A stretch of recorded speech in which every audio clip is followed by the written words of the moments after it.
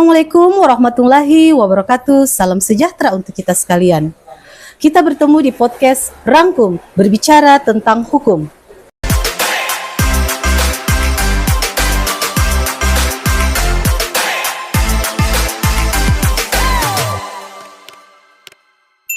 Berbicara tentang hukum, banyak sekali kejadian-kejadian yang terjadi di sekitar kita, di mana bersentuhan dengan hukum. Kita akan membahas kali ini tentang topik yang sangat menarik sekaligus penting, efektivitas hukum penjara lebih dari 10 tahun. Apakah benar bisa memberikan efek jera? Kita ambil satu kasus yang terjadi di Bolang Mongondo Timur. Kasus pembunuhan bocah 8 tahun di Boltim yang dilakukan Arnita Mamonto alias Aning akhirnya diputus Pengadilan Negeri, PN, Kota Mobagu. Aning terdakwa pembunuhan bocah 8 tahun di Boltim itu divonis hukuman mati. Untuk menjawab ini, saya sudah bersama narasumber kita hari ini, Bapak Amir Minabari SHMA CCL, seorang ahli hukum pidana sekaligus dosen bidang hukum acara pidana dan hukum pidana di Universitas Dumoga Kota Mobagu. Assalamualaikum Pak, apa kabar? Waalaikumsalam warahmatullahi wabarakatuh. Langsung saja ya Pak. Masyarakat sering berpikir bahwa semakin lama hukuman penjara, maka semakin jera pelakunya. Apakah benar demikian? Menurut pandangan hukum pidana dan teori jera, apakah itu berlaku untuk kasus-kasus seperti ini? Ya, terima kasih atas pertanyaannya. Jadi mengenai tujuan daripada penghukuman di dalam hukum pidana itu, kita mengenal kalau dulu itu teori klasik. Teori klasik itu adalah teori pembalasan.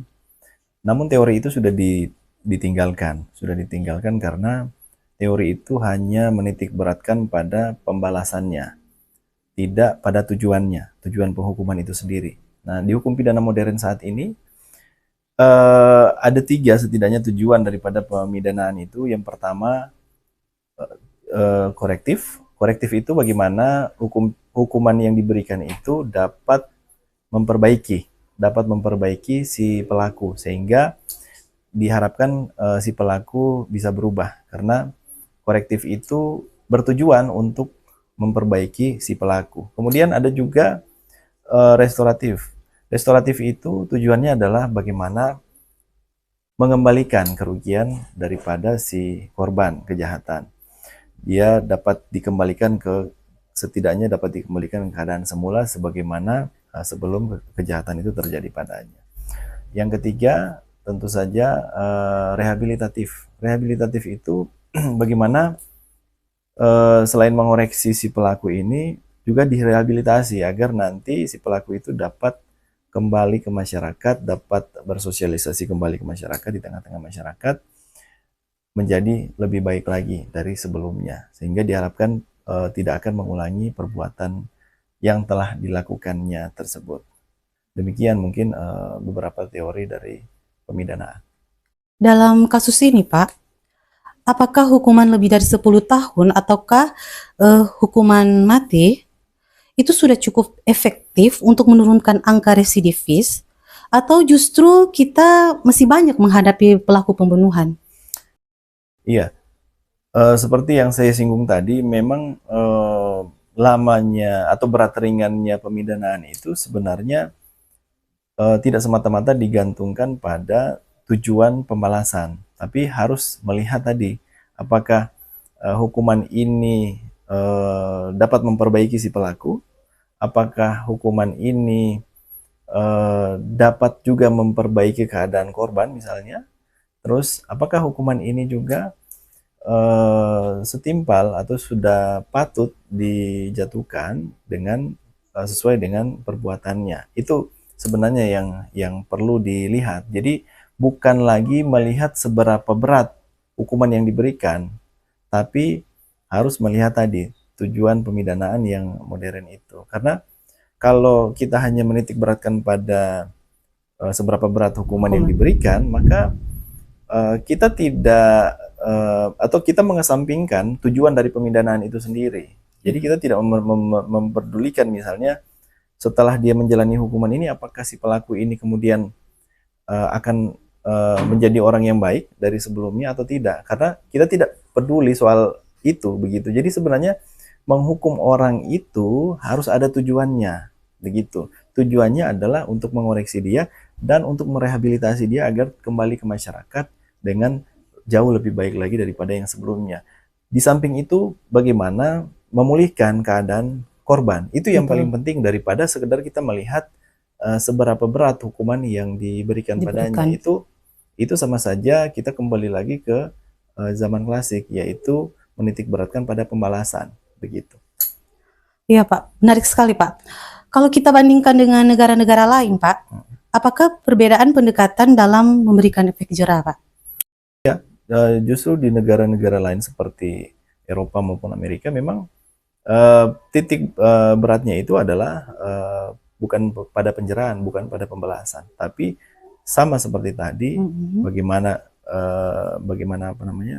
si pelaku itu diperbaiki, bagaimana si pelaku dikoreksi, dan bagaimana korban itu bisa korban itu bisa dipulihkan kembali ke keadaan semula. Jadi itu tujuan pemidanaan yang modern itu seperti itu, tidak lagi sekedar pembalasan. Karena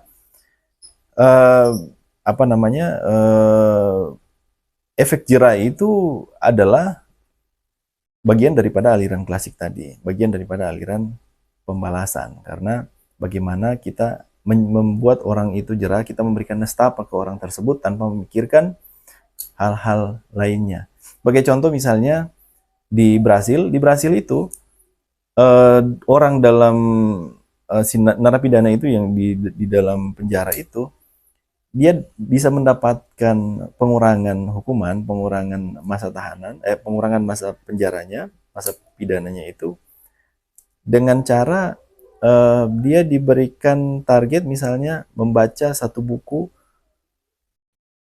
itu dia akan mendapatkan misalnya 30 hari pengurangan hukuman, dan si narapidana ini bisa membaca dan bisa menjelaskan isi buku tersebut. Nah, itu kan berarti tujuan pemidanaan di sana bertujuan untuk bagaimana memperbaiki, selain mengoreksi juga memperbaiki si pelaku ini agar dia kembali ke masyarakat, memiliki kualitas, pengetahuannya lebih luas, sehingga diharapkan dia dapat berbuat baik di tengah-tengah masyarakat. Jadi tidak seperti saat ini yang hanya penjara saja, tapi tidak memusingkan, tidak mempedulikan apa nanti yang akan dilakukan setelah orang ini keluar, begitu. Sehingga tidak menutup kemungkinan setelah dia keluar dia akan berbuat lagi tindak pidana yang lain atau tindak pidana yang sama, karena sebenarnya tujuan penghukuman kita itu hanya memberikan nestapa, hanya memberikan penjeraan kepada seseorang, tidak memikirkan ke depannya, begitu. Berarti Pak, hukuman mati itu bukan merupakan satu-satunya jalan menghukum orang yang telah melakukan pembunuhan, baik itu berencana maupun tidak berencana. Jadi masih ada cara-cara pendekatan yang bisa merubah pelaku itu menjadi lebih baik agar tidak mengulangi kesalahan yang sama ya Pak, seperti itu. Mungkin untuk penutup Pak, menurut Bapak aparat penegak hukum dan masyarakat agar ke depan penegak hukum bisa lebih efektif dalam mencegah kejahatan, kira-kira seperti apa Pak? Iya, kalau bicara masalah pencegahan itu memang tidak terlepas juga dari pemidanaan tadi. Jadi salah satu tujuan pemidanaan itu juga selain yang tadi saya sebutkan, tujuannya adalah prevensi. Bagaimana mencegah si pelaku untuk tidak berbuat lagi, dan bagaimana orang-orang pada umumnya, masyarakat pada umumnya tidak mengikuti perbuatan yang dilakukan. Jadi itu tujuan daripada korektif tadi. Jadi si pelaku itu harus dijatuhi hukuman akibat perbuatannya itu. Jadi bukan berarti kita meninggalkan pembalasan tadi, tidak. Pembalasan itu tetap ada, tapi dengan porsi yang sepatutnya. Karena dengan kita memberikan penestapaan itu, penjerahan itu, justru itu memberikan efek preventif. Jadi preventif baik secara khusus yang tadi, baik ke pribadinya maupun secara umum, masyarakat pada umumnya tidak akan melakukan hal yang sama. Baik Pak, terima kasih banyak Pak atas waktu dan ilmunya. Semoga perbincangan ini bisa membuka wawasan kita semua bahwa hukum yang lama itu tidak dibarengi dengan perbaikan sistem, Jadi kita harus merubah sistem kita agar bisa sama-sama kita menjadikan pelaku ini lebih sadar tentang apa yang diperbuatnya. Mungkin seperti itu ya Pak. Iya.